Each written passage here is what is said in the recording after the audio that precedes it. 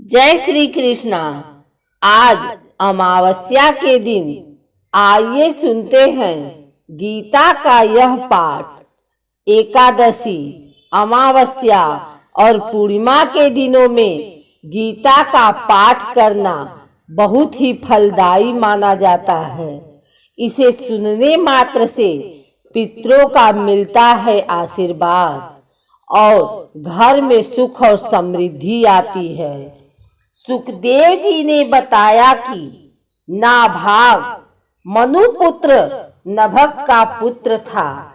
जब वह दीर्घ समय तक ब्रह्मचर्य का पालन करके लौटा, तब बड़े भाइयों ने अपने से छोटे परंतु विद्वान भाई को हिस्से में केवल पिता को ही दिया, क्योंकि संपत्ति तो उन्होंने आपस में पहले ही बांट ली थी।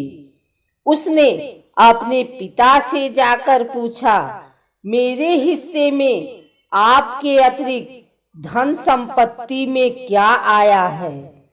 पिताश्री ने उत्तर दिया, देखो, अंगिरस गोत्र के ब्राह्मण इस समय एक बड़ा यज्ञ कर रहे हैं।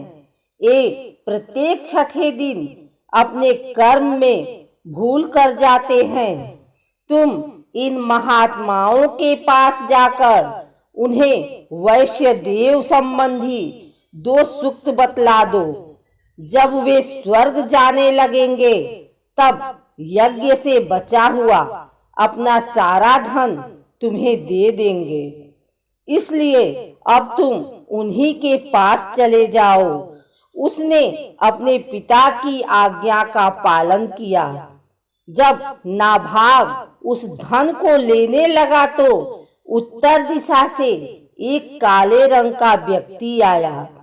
उसने कहा, यह धन तो महादेव जी को मिलना चाहिए। तब रुद्र भगवान प्रकट हुए।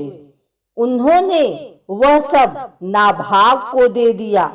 नाभाग के पुत्र हुए अम्बरीश। वे भगवान के बड़े प्रेमी और उदार धर्मात्मा थे।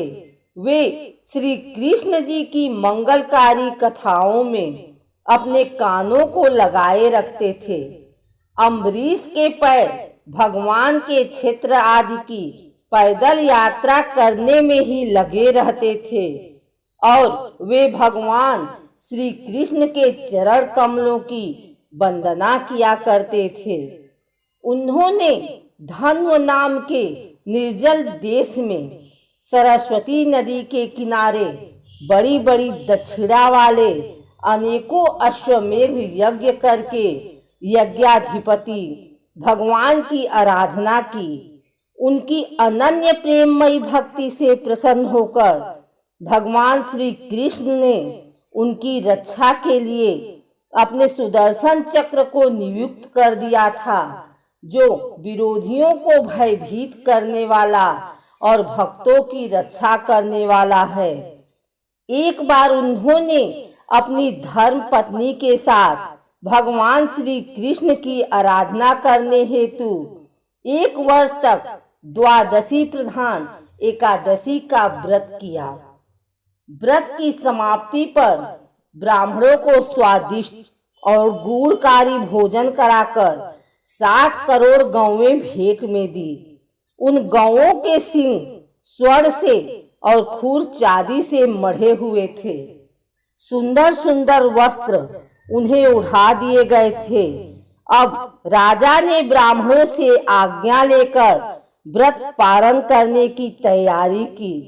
उसी समय शाप और वरदान देने में समर्थ दुर्वासा ऋषि उनके यहाँ अतिथि के रूप में पधारे। राजा अम्बरीश ने उनसे भोजन के लिए प्रार्थना की। उन्होंने राजा की प्रार्थना स्वीकार कर ली और आवश्यक कर्मों से निवृत्त होने के लिए यमुना नदी पर चले गए। इधर द्वादशी केवल घड़ी भर शेष रह गई थी। उन्होंने ब्राह्मणों से परामर्श किया। ब्राह्मण को बिना भोजन कराए और द्वादशी रहते पारण न करना दोनों ही दोषी है। श्रुतियों में ऐसा कहा गया है कि जल पी लेना भोजन करना ही है, नहीं भी करना है, इसलिए इस समय जल से पारण कर लेता हूँ। आवश्यक कर्मों से निवृत्त होकर दुर्वासा जी यमुना तट से लौट आए। उन्होंने अनुमान से समझ लिया कि राजा ने पारण कर लिया है। इस पर क्रोध में भरकर उन्होंने अपनी एक जटा उखाड़ी और उससे राजा अम्बरीश को मारने के लिए कन्या उत्पन्न की। वह प्रलय काल की आग के समान दहक रही तलवार लेकर अम्बरीश को मारने दौड़ी, परंतु राजा जरा भी विचलित नहीं हुए। वो ज्यों के त्यों खड़े रहे। भगवान श्री कृष्ण ने उनकी रक्षा के लिए सुदर्शन चक्र को नियुक्त कर रखा था। चक्र ने कृत्या को जलाकर राख कर दिया। दुर्वासा जी ने देखा कि सुदर्शन उनकी ओर बढ़ रहा है तो वे अपनी जान बचाकर भागने लगे। भगवान का सुदर्शन चक्र उनके पीछे दौड़ने लगा।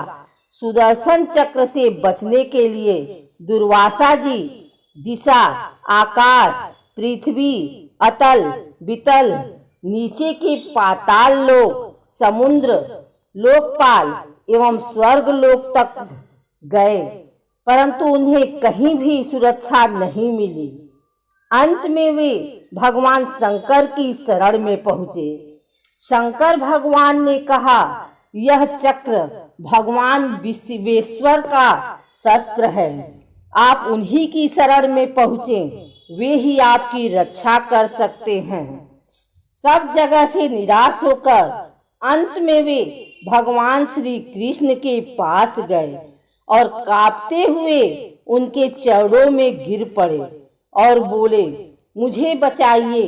भगवान श्री कृष्ण ने कहा, दुर्वासा जी, मैं सर्वथा भक्तों के अधीन हूँ, मुझ में तनिक भी स्वतंत्रता नहीं है। मेरे सीधे साधे भक्तों ने मेरे हृदय को अपने बस में कर रखा है। इसलिए हे दुर्वासा जी, आप उन्हीं अम्बरीश के पास जाइए और उनसे क्षमा मांगिए, तभी आपको शांति मिलेगी। दुर्वासा जी लौटकर अम्बरीश के पास गए और उनके पैरों में गिरकर बोले, मेरी रक्षा कीजिए।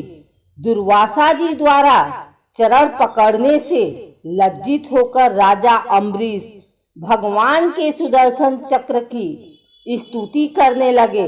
उनकी प्रार्थना से चक्र शांत हो गया। दुर्वासा जी ने कहा कि आज मैंने भगवान के प्रेमी भक्तों का महत्व देखा है। अम्बरीश ने अब तक भोजन नहीं किया था, केवल जल पीकर ही दिन व्यतीत कर रहे थे। दुर्वासा जी ने राजा अम्बरीश के चरण स्पर्श किए, फिर दोनों ने भोजन किया। दुर्वासा जी ने आज्ञा लेकर ब्रह्मलोक की यात्रा की।